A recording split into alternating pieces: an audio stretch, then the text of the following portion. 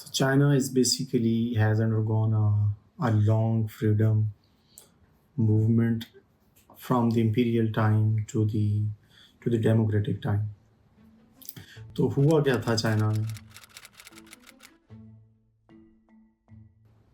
We have to understand this कि China में चिंग dynasty 1911 में ऑफिशियली डिसॉल्व हो गई थी और सन यत सेन जो डेमोक्रेटिक एक रहनुमा थे, उनकी केएमटी पार्टी जो थी वो इक़्तिदार में आई थी। लेकिन 1921 में ही सीपीसी भी, कम्युनिस्ट पार्टी ऑफ चाइना भी फॉर्मेशन हो चुकी थी और वो भी अपना रोल प्ले कर रही थी और उनकी एक नेशनल गवर्नमेंट बन गई केएमटी की और सीपीसी की इसी ड्यूरेशन में। जबकि 1927 ईस्वी में सन यत सेन के मरने उसके बाद केएमटी का एक दूसरा सरबराह बना था जिसका नाम था चिंग काई शेक। ये जो थे मिलिट्री में थे, उस केएमटी की मिलिट्री में थे और फिर ये प्रेसिडेंट भी बन गया जो रिपब्लिक ऑफ चाइना बना था 1911 में, जो इम्पीरियल चाइना को ख़त्म करके, डायनेस्टिक रूल्स ख़त्म करके। लेकिन जो केएमटी की जो वैल्यूज़ थी वो डिफरेंट थी और जो सीपीसी थी इनकी वैल्यूज़ डिफरेंट थी। केएमटी जो थी जब तक तो सन यत सेन ज़िंदा था तब तक तो उसमें डेमोक्रेटिक या वो असूलों की बात करती थी, लेकिन जो चाइनीज़ हिस्ट्री जो बताई गई है उसके में कि वक़्त के साथ साथ जब चिंग काई शेक आया तो उसने आते ही एलीट प्रोटेक्शन शुरू कर दी। वो एलीट का ज़्यादा नुमाइंदा था और ब्यूरोक्रेटिक स्ट्रक्चर उसकी पार्टी के अंदर मौजूद था और स्टेट के अंदर भी वो ब्यूरोक्रेटिक स्ट्रक्चर आया। और ना सिर्फ ब्यूरोक्रेटिक स्ट्रक्चर बट इम्पीरियल जो ताकतें, इंटरनेशनल इम्पीरियल ताकतें थीं, जो नौबादियाती ताकतें थीं लाइक यूके और बाद में अमेरिका भी, तो इनके साथ ज़्यादा कॉपरेशन उसका था। तो इसकी जो आइडियोलॉजिकल डायमेंशन थी वो एलीट प्रोटेक्शन और सरमायादारियत थी और ब्यूरोक्रेटिक स्ट्रक्चर था पार्टी के अंदर भी, और कौम को भी ब्यूरोक्रेटिक स्ट्रक्चर पे, नेशनल सिस्टम में ब्यूरोक्रेटिक स्ट्रक्चर पे वो बनाना चाहते थे। फ्यूडलिज्म को वो प्रमोट करता था और तमाम अवाम के हकूक़ का नुमाइंदा नहीं था बल्कि वो ट्रिकल डाउन इम्पैक्ट का था। अगर हम पाकिस्तान को भी एनालाइज करें तो ये सेमी कॉलोनियल स्ट्रक्चर था, ये आज़ाद कौमों का नहीं था बल्कि सेमी कॉलोनियल स्ट्रक्चर था जिसमें नौबादी ताकतों के मफादात का ख्याल रखते हुए कॉलोनियल स्ट्रक्चर को भी बरकरार। कॉलोनियलिज्म है क्या? Feudalism, bureaucratic, classical bureaucratic structure, authoritarianism और बज़ाहिर डेमोक्रेसी, इलेक्शन और सरमाया के तहफ़्फ़ुज़ के लिए बात करना, अवामी तहफ़्फ़ुज़ के लिए। This was the KMT. और इसके बरक्स जो सीपीसी कम्युनिस्ट पार्टी थी वो लैंड रिफॉर्म्स की बात की। जब 1927 में केएमटी के प्रेसिडेंट, जो चाइना केएमटी लेड प्रेसिडेंट था चाइना का, चिंग काई शेक, उसने इनके अगेंस्ट सीपीसी के अगेंस्ट जो मूवमेंट शुरू की, उनको कत्ल करना, मारना और उनको रिमूव करना शुरू कर दिया और केएमटी की डोमिनेंस को बहाल करना शुरू कर दिया। तो उसको देखते हुए चाइना केएमटी और सीपीसी का जो पहले पॉलिटिकल था वो स्प्लिट हो गया और अब केएमटी जो थी ये ज़्यादा स्ट्रॉन्ग थी उस वक्त 1927 में। तो 1927 में बड़े बड़े शहर इसके पास थे, बीजिंग, शंघाई, जितने भी बड़े बड़े शहर थे, जबकि जो सीपीसी थी वो ज़्यादातर रूरल एरियाज़ की तरफ चली गई क्योंकि रूरल एरिया में मनी कम थी, तो ये ज़्यादा ह्यूमन सेंटर्ड थे। अब ये बुकिश बात नहीं है, ये तो ऑब्जर्वेशन की बात भी है, देखा भी है कि इनकी जो लोग हैं सीपीसी के, ये ज़्यादा ह्यूमन सेंटर्ड हैं, ये डाउन टू अर्थ हैं, ब्यूरोक्रेटिक नहीं है, स्टेटस कॉन्शियस नहीं है, बल्कि ह्यूमन फ्रेंडली है इनके एटीट्यूड्स। इसमें तो कोई शक नहीं है, तो ऑब्जर्वेशन भी है मेरी, सिर्फ लिटरेचर की बात नहीं है। तो ये बेसिकली एटीट्यूड उनकी टॉप लीडरशिप से, माओ से इनके अंदर इमर्ज होना शुरू हो गए थे। सिर्फ माओ नहीं था, बाकी भी सीपीसी की जो लीडरशिप थी उससे इमर्ज होना शुरू हुई 29। तो ये ज़्यादा रूरल एरियाज़ में स्प्रेड की, तो वहाँ से फिर इन्होंने काउंटर एक जापानीज़ के ख़िलाफ़ भी मुज़ाहमत की और ज़्यादातर ये छापा मार कार्रवाइयाँ और इस तरह थी। जबकि جو KMT تھی یہ بھی جیپنیز کے خلاف لڑ رہی تھی. تو 1927 سے 1937 تک یہ 10 سال تقریباً یہ جیپنیز سے بھی دونوں پارٹیاں لڑتی رہی تھیں، لیکن آپس میں بھی ان کا ایز سچ ایک دوسرے مطلب کہ KMT چاہتی تھی کہ CPC کو ختم کر دیا جائے، کیونکہ دونوں کے آئیڈیاز، دونوں کا ویژن آف چائنا ڈفرینٹ تھا.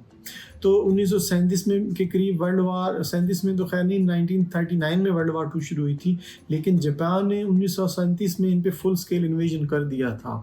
تو پھر ان دونوں پارٹیوں نے آپس میں اگینسٹ امپیریلزم کے لڑنے کے لیے اتحاد کر لیا.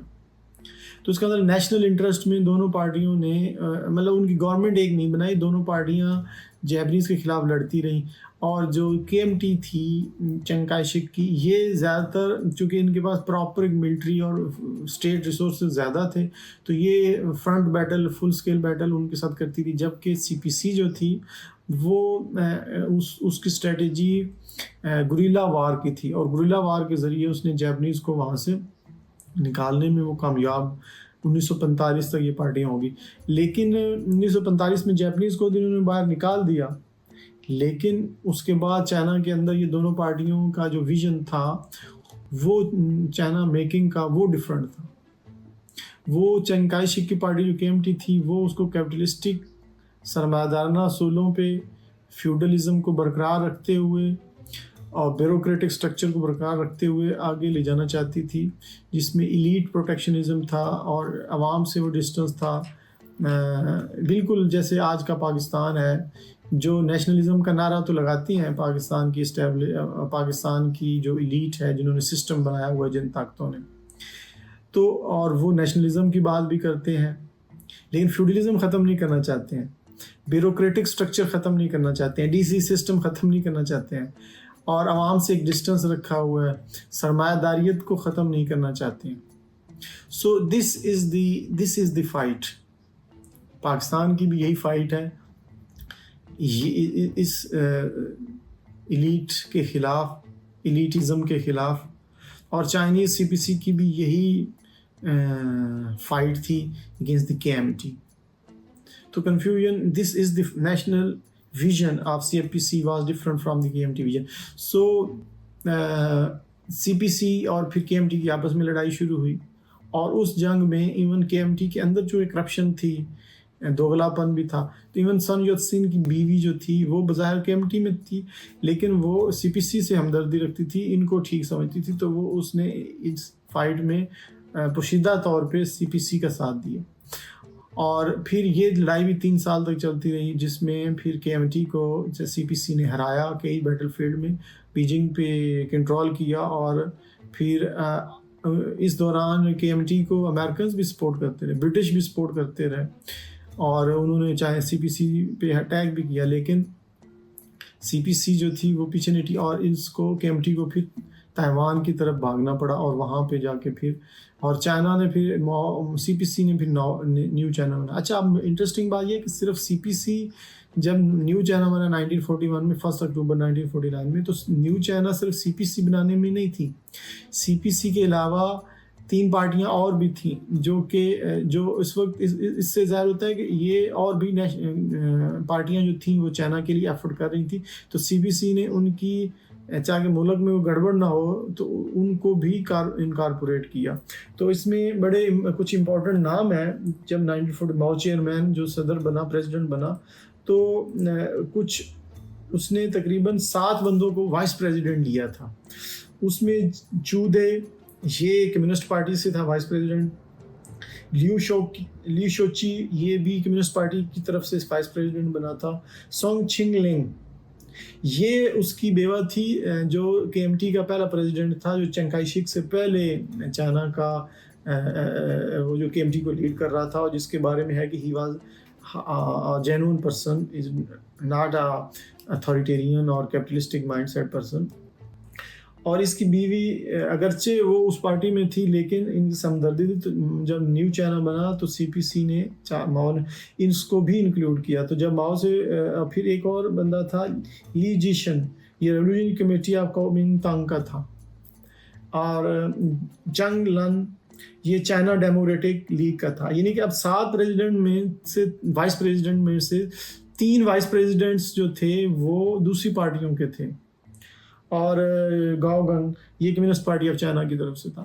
تو 3 پریزیڈنٹ جو تھے وہ سی پی سی نے دوسری پارٹیوں کے لیے, تو یہ ایک نیشنلسٹ گورنمنٹ تھی. اس سے ڈیپ روٹڈ یہ انالیسس بھی ہوتا ہے کہ چائنا کا بظاہر تو لگتا ہے کہ یہ کمیونسٹ ریولوشن تھا, لیکن انفیکٹ یہ نیشنلسٹ ریولوشن تھا جس کے اندر چائنیز ویلیوز کا بڑا خیال رکھا گیا. انیشیل 1927 میں جو ایفرٹس تھی جس میں سوویت چائنا بنانے کا اسٹرکچر تھا, اور کمیونسٹ انٹرنیشنل کی طرف سے جو نمائندے تھے وہ سی پی سی کو اسسٹ بھی کر رہے تھے, تو اس وقت بھی ان کے اختلافات تھے جو, اور وہ سی پی سی کی کمیٹی کے لوگ یہ سمجھتے تھے کہ یہ ہمیں چائنیز ویلیوز اور چائنیز جو گراؤنڈ ریئلٹیز ہیں ان کے اکارڈنگ ہی چلنا ہے, صرف ہم نے کمیونسٹ انٹرنیشنل کی ڈکٹیشن پہ نہیں چلنا. تو اپنی nationalist system, nationalist values, culture کے ساتھ انٹیگریٹ ہو کے سی پی سی کو کمیونسٹ پارٹی نے لیڈ کیا تھا, جو کہ ایک برونی ریولوشن یا ایک اس کو صرف کمیونسٹ ریولوشن کہنا یہ ٹھیک نہیں. ہاں اس میں سی پی سی کی ویلیوز, کمیونسٹ ویلیوز ضرور تھیں, اور وہ اینٹی کیپٹلسٹ تھی, اینٹی لینڈ لارڈ تھی, اینٹی فیوڈل سسٹم کی تھی, اینٹی بیوروکریٹک تھی, اور کافی حد تک اس میں اصول پسندی بھی نظر آتی. لیکن اس کو ٹوٹلی کہنا, چائنیز کور ویلیوز جو پیپل, کلچر اور اینشینٹ ٹریڈیشنز ان کے ساتھ انٹیگریٹ ہو کے اس نے کیا. جب پولیٹیکل سسٹم بنایا تو دوسرے لوگوں کو اس میں انٹیگریٹ کیا. تو that was the story how new China was founded, and how the idea of new China was different from the idea of the KMT, a capitalistic, a feudal, a bureaucratic and elite system. Thank you.